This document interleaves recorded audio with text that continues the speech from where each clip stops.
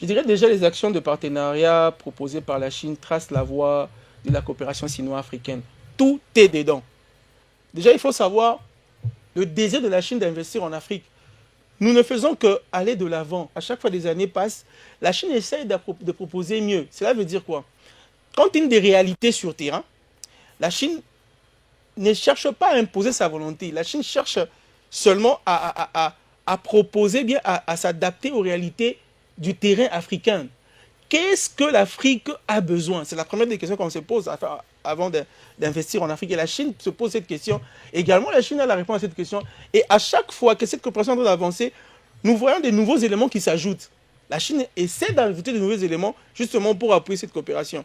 Je pense à mon humble avis, les 10 actions de partenariat proposées par la Chine illustrent l'idée ou encore des nouvelles lignes de coopération dont l'Afrique et la Chine veulent sur la voie du développement. Ces actions sont concrètes, sont concentrées sur la coopération dans plusieurs domaines de développement et tentent à répondre efficacement, comme je l'ai dit tantôt, aux questions sociales du bien-être de la population. En faisant tout pour ce que tout ce qu'il apporte dans cette coopération puisse avoir de l'impact direct sur la population, parce que c'est la population qui est la première bénéficiaire. Si la population ne sait pas bénéficier de cela, à quoi bon? Et la Chine, justement, veille sur ça. Et c'est une très bonne chose déjà dans ce qu'on fait pour faire avancer justement cette coopération. Donc, également dans la sécurité alimentaire et de la sécurité énergétique.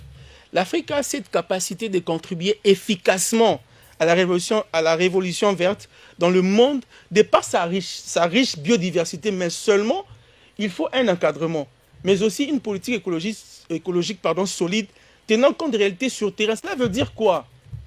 Tout ce qui doit être fait doit répondre à un besoin, comme je l'ai dit. Et les besoins doivent être d'abord définis avant d'apporter cette assistance. Et aujourd'hui, la Chine fait cet effort de répondre à ses besoins avant d'aller loin.